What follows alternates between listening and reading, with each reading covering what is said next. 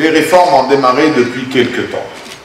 Et la question du code d'investissement s'est posée effectivement en 2007, parce que notre code actuel date de 1993, donc déjà en 2007 il a commencé à vieillir, il avait été amendé plusieurs fois, etc. Donc un travail a été fait par les gouvernements d'avant la Révolution, ils avaient travaillé avec des cabinets de conseil à l'époque, McKinsey, etc. Et tout s'est arrêté avec la Révolution. Et le travail a redémarré de nouveau en 2012 avec une équipe commune du ministère du Développement économique et de l'investissement de l'époque et du ministère des Finances, avec ce qu'on a appelé un comité exécutif, et qui s'est lancé dans des consultations à tous les niveaux, des consultations régionales, des consultations des organisations bien sûr patronales, des syndicats, alors tous les chiffres sont là sur ce qui a été fait en 2012-2013, et un premier projet a été élaboré de loi, hein, en 2017 la réflexion a démarré, mais le vrai projet, premier projet de loi a été élaboré fin 2013 et posé à l'Assemblée nationale constituante à l'époque, en janvier 2014. Quand on a démarré en mars 2015, le projet du code d'investissement a été mis dans la priorité pour une raison simple, c'est qu'il y a une continuité de l'État, et même dans la matrice des réformes qui a été discutée avec toutes les organisations internationales, notamment le FMI, la Banque mondiale, etc., le code d'investissement était dans le calendrier de juin 2013 comme étant une des étapes des réformes économiques, redressement des banques publiques, la nouvelle loi bancaire, le statut de la Banque centrale, etc., et le code des investissements. Donc, quelque part, continuité de l'État et besoin. Enfin, les réformes, personne ne nous les a imposées. C'est quelque chose qui a été présenté comme étant une évolution de notre dispositif. Tout en sachant que le code actuel génère aujourd'hui pas mal de soucis. Le ministère des Finances reçoit entre 5 000 et 6 000 consultations par an, posant des questions sur les incitations, comment ça fonctionne, parce qu'en fait, au-delà du code, il y a un tas de lois qui font référence à l'investissement, et donc la lecture globale, avec les 30 amendements qu'il y a eu dans la loi, les 130 amendements des décrets d'application de la loi 93, fait qu'il y a vraiment un besoin d'une mise à jour et évidemment d'une adaptation aux circonstances actuelles. Donc on a travaillé sur le sujet, donc on a remis le même comité exécutif bien sûr, parce qu'avec quelques personnes qui ont évolué dans d'autres fonctions, mais l'équipe en tout cas à 80% est la même, et on a dit voilà, qu'est-ce qui était critiqué sur la loi qui a été travaillée en 2013, et comment on peut aller vers quelque chose qui peut être je dirais, non seulement plus accepté, mais aussi apportant une valeur ajoutée dans cette période de temps. Et on a fait cela jusqu'en juin-juillet, et dans le constat qu'on a fait, c'est qu'il y a des choses imbriquées. Donc, il y a dans le code actuel, il y a des incitations fiscales, et en même temps, le ministère des Finances travaille depuis quelque temps sur la réforme fiscale. Et donc, une réforme fiscale, ce ne sont pas que les incitations, c'est une vision globale. L'investisseur a affaire à la douane, l'investisseur a affaire à toutes les questions de vente à la fin et donc la TVA, l'investisseur a affaire à pas mal de sujets qui touchent la fiscalité.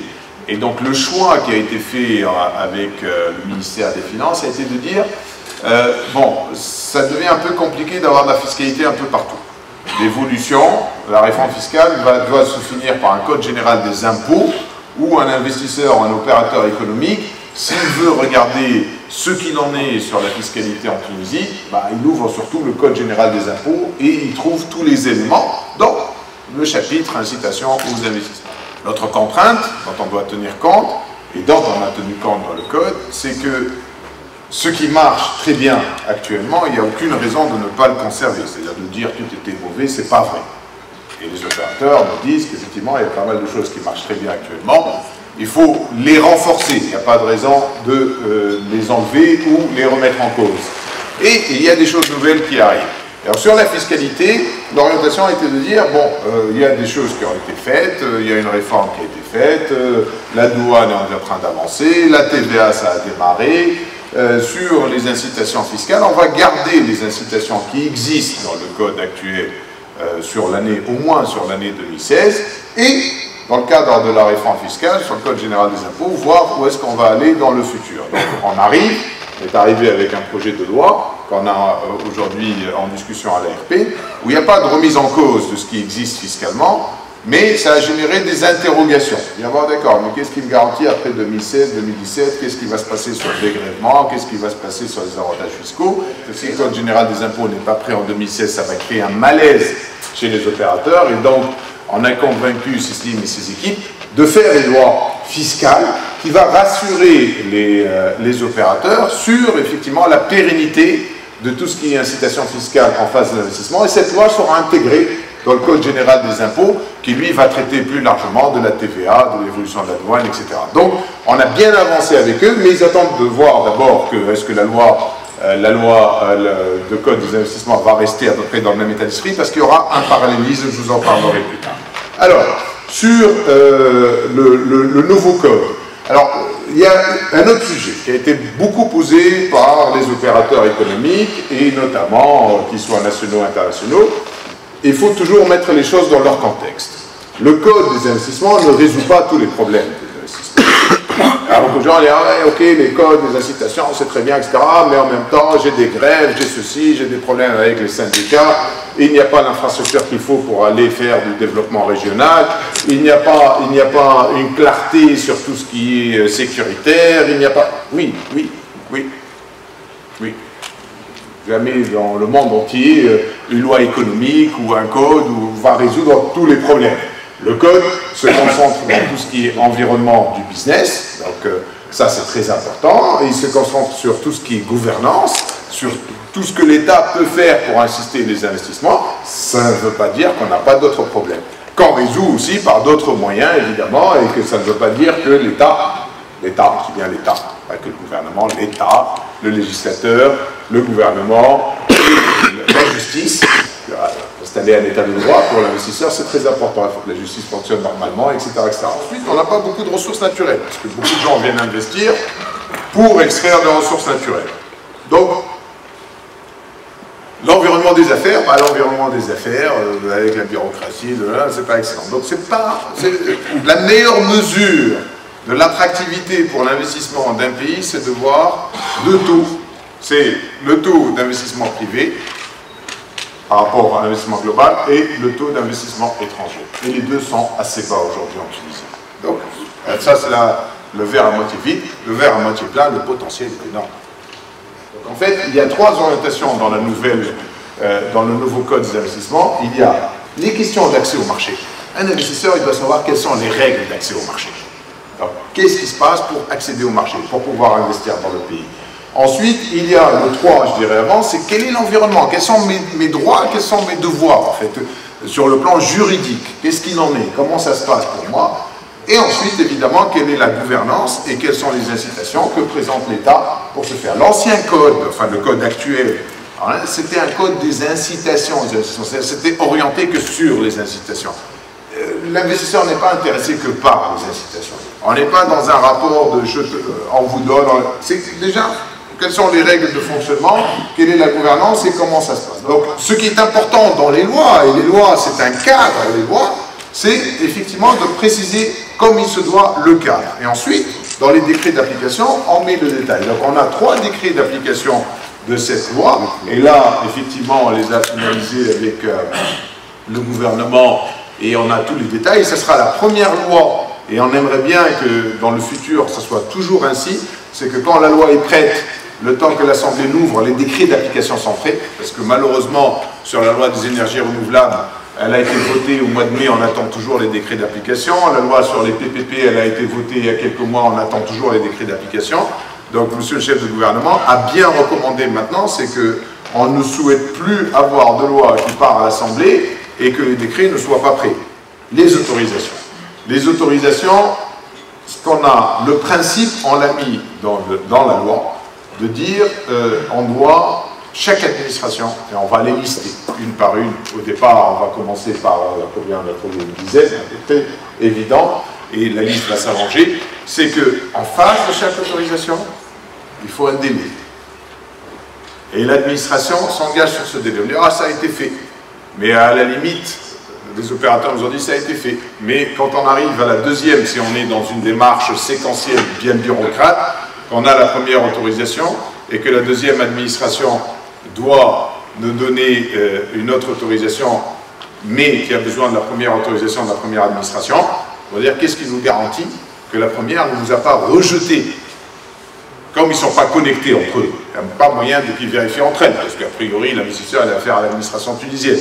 Donc le temps qu'on ait voulu qu'on ait un système, workflow qui permette de savoir, etc., on a suggéré, nous, qu'effectivement, il y a une instance qui va prendre en charge le parcours du combattant de l'investisseur en face de l'administration, et qui va, elle, être le garant du fait qu'on ne lui a pas répondu. Donc, elle a garanti qu'on ne lui a pas répondu, ça veut dire que c'est lui, on passe à l'étape suivante.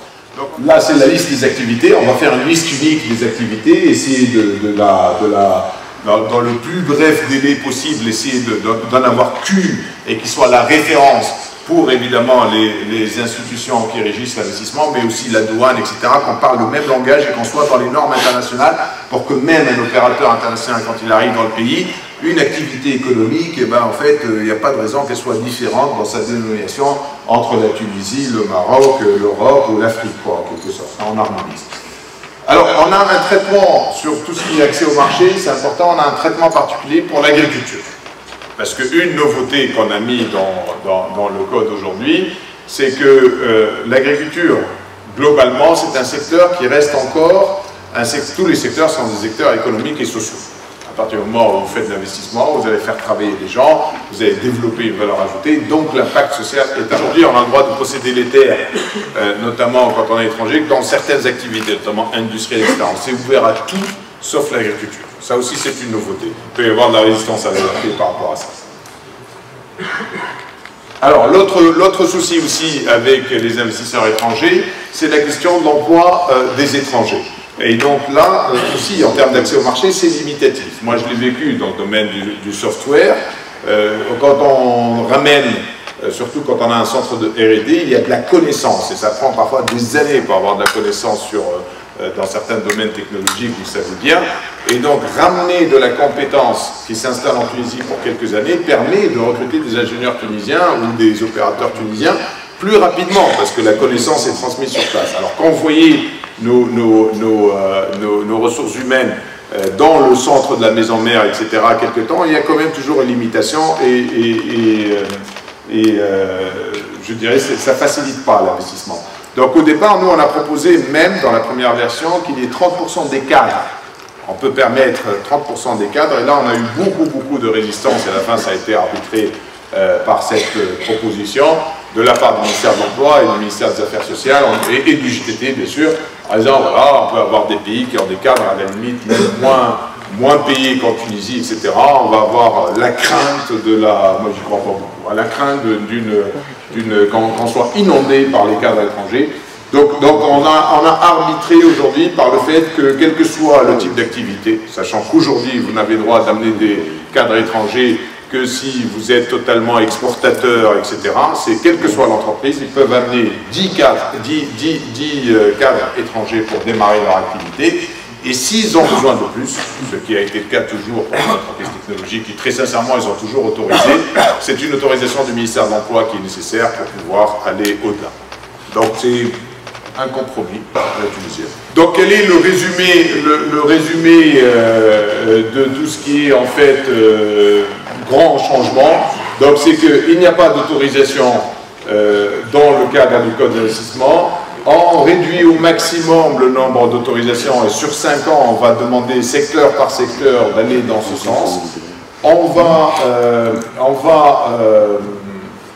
demander à chaque administration de toujours répondre dans un délai en donnant bien sûr les arguments si c'est un refus, et surtout derrière de dépasser ce délai considéré comme étant autorisé, une évolution sur tout ce qui est possession des terres et une évolution aussi sur tout ce qui est recrutement des cadres étrangers.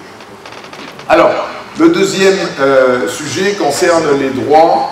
Là, je vais aller plus vite parce que c'est purement juridique. L'idée générale là-dessus, je vais peut-être résumer parce que le détail va pas peu importer, vous pourrez le voir dans le texte.